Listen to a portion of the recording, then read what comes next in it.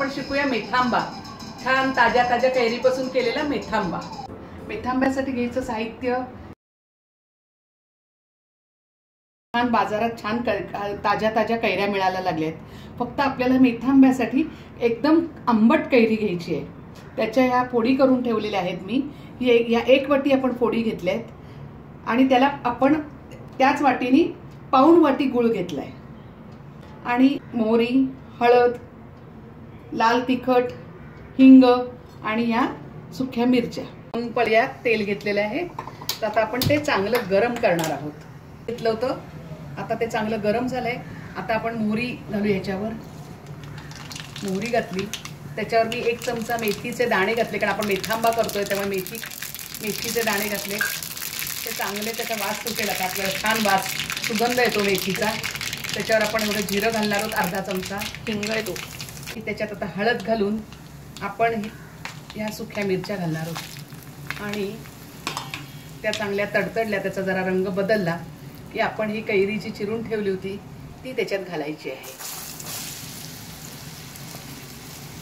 आपण आता ह्या कैरीला वाफ येईपर्यंत आपण ह्याच्यात मीठ आणि लाल तिखट घालणार नाही आहोत, कारण लाल तिखट जर तुम्ही असं तेलात घातलं तर ते जळतं आणि त्याचा रंग काळा होतो।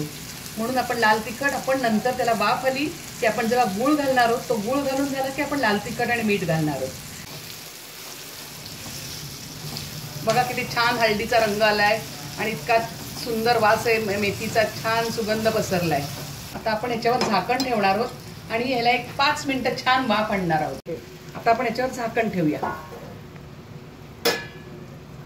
5 मिनिटं झालेली आहेत। आपण जरा मेथांब्याला बघूया आपल्याला वाफ कशी आली आहे। हे बघा किती छान कैरी दिसत असेल तुम्हाला, किती छान कैरी शिजते बघा। ही बघा कैरी किती छान शिजली आहे बघा। हे बघा, हे बघा। आता आपण एवढी छान वाफ आली, कैरी मऊ झाली की आपण आता त्याच्यात जो मगाशी आपण तेवढा गूळ ठेवला होता तो आपण आता त्याच्यात मिक्स करायचा आहे। आणि आता आपण ह्याच्यात पाणी वापरलेलं नसल्यामुळे आणि चांगली वाफ आणलेली असल्यामुळे हा मेथांबा आपण फ्रीजच्या बाहेर सुद्धा टिकू शकतो।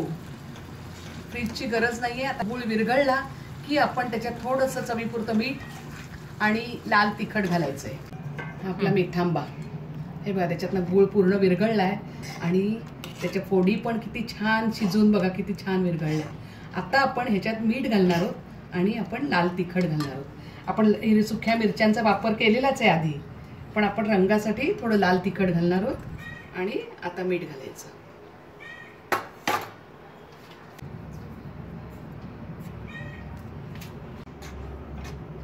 गॅस बंद केलेला आहे आणि बंद करून आता मी लाल तिखट आणि मीठ घातलं। आता आपला मेथांबा तयार। हे बघा किती छान रंग आलाय, सुंदर रंग आलाय। हा आपण पोळी बरोबर, पराठ्या बरोबर, आपण पावा बरोबर, ब्रेडच्या स्लाइस बरोबरही अतिशय सुंदर लागतो।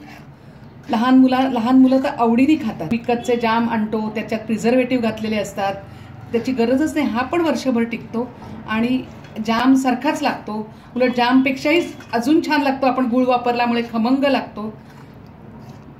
तुम्हाला या मेथांब्याची रेसिपी आवडली असेल तर ती जरूर आपल्या फ्रेंड्स आणि फॅमिलीबरोबर शेअर करा आणि आमच्या यूट्यूब चॅनलला सबस्क्राईब करा। आणि जर फेसबुकवर हा व्हिडिओ बघत असाल तर आमच्या पेजला नक्की फॉलो करा।